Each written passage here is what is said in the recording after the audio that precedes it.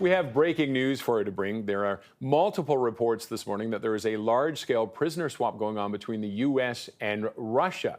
Reports are citing a senior administration official saying the swap is expected to include Wall Street Journal reporter Evan Gershkovich, former U.S. Marine Paul Whelan, and a number of Americans. Joining me now is retired Major General David Fraser, our CTV News military analyst and former commander of NATO forces in southern Afghanistan. General, thank you very much for joining us this morning.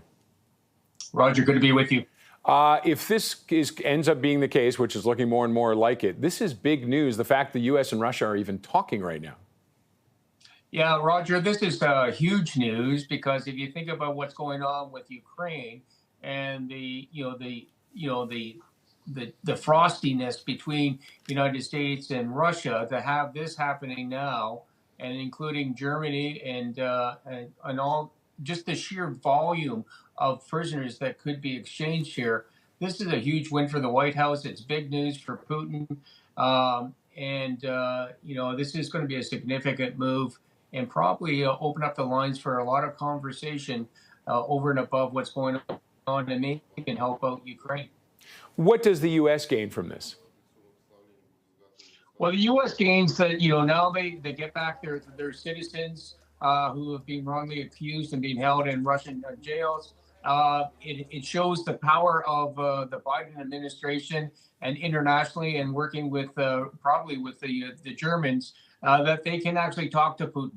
They can talk to Putin and get their people back and get something done when over the last couple of years, all we've been doing is talking about the war in Ukraine. So I think politically, diplomatically, this is huge news. This is a great way of breaking the ice, and it could be leading to a lot more dialogue and perhaps some more conversations and compromise, and maybe even beginning on what can we do for a ceasefire in Ukraine. And what about, where's China with this? What are their thoughts going to be on this? Because they've been working on a relationship with Russia. What kind of an impact will that have on that relationship? Well, I think, for the United States, it's good news. It's going to isolate China. China was getting very close with Russia. They became the senior partner in that sort of relationship. And I think, for Putin, it puts him back onto the world stage where he's talking to the United States. It pushes China off to the side a little bit. So it's a win for Russia. It's a win for the United States. It's a loss for China. Could this be a way of Russia reaching out to maybe try and find some kind of a solution to Ukraine?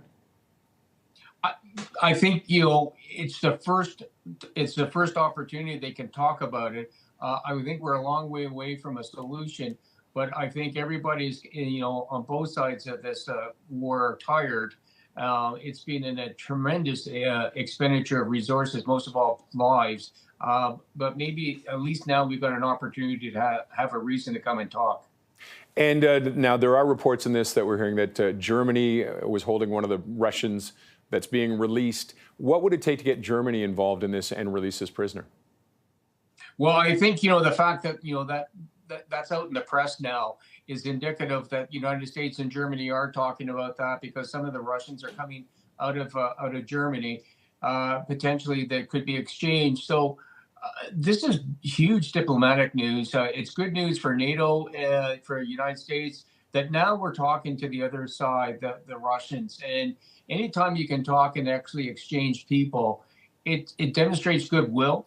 And it sets the conditions now to have even harder conversations. And these people have been languishing in jails on both sides for a very long time. So it is a huge breakthrough that we're actually talking about this. And how does something like this start? Considering where we're at in relationships between Russia and the U.S., how does something like this start? Roger, it starts with just persistence and, keeping that dialogue going because diplomats and military leaders all the time are trying to talk to their counterparts on the other side, never turning off, that door, that phone, that email. Because, for days like this is why they keep all those engagements going. They're low-key backdoor arrangements, but because they keep those things going, eventually we get to a moment in history where people are prepared to actually exchange something. And it looks like we're on the precipice of something significant, which might be good news for a whole bunch of conflicts right now. Did you ever find yourself in a situation like that where you ended up just having one conversation that kind of got the ball rolling on something? Oh, yes. Listen, you're always talking to people. The most important things that we have are relationships. You never ever leave somebody go. You always keep those relationships going because you're always working towards days like this where you can actually get something big done. But if you don't have that relationship, you can't get the big stuff done. And is it conversations where how the kid's doing, things like that, that kind of open it up? I'm just curious from this on this. I'm telling you, I've talked to bad guys on the other side, and and we've had this conversation.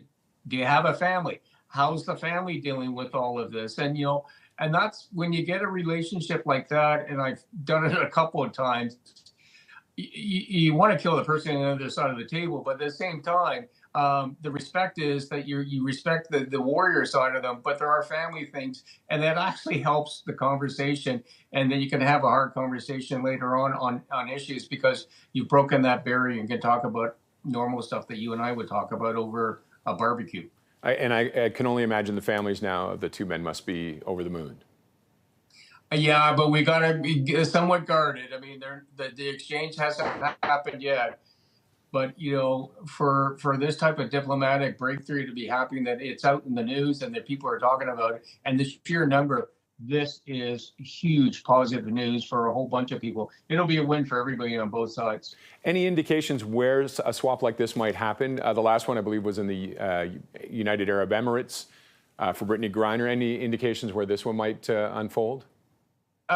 There's no indication, but wherever they've done things in the past, let's look to those pipelines, because once you've done it, you've already laid the groundwork with other sort of third parties. That's probably where they're going to be looking at. Okay, General, thank you as always for your insight and analysis. Much appreciated. Roger, thank you.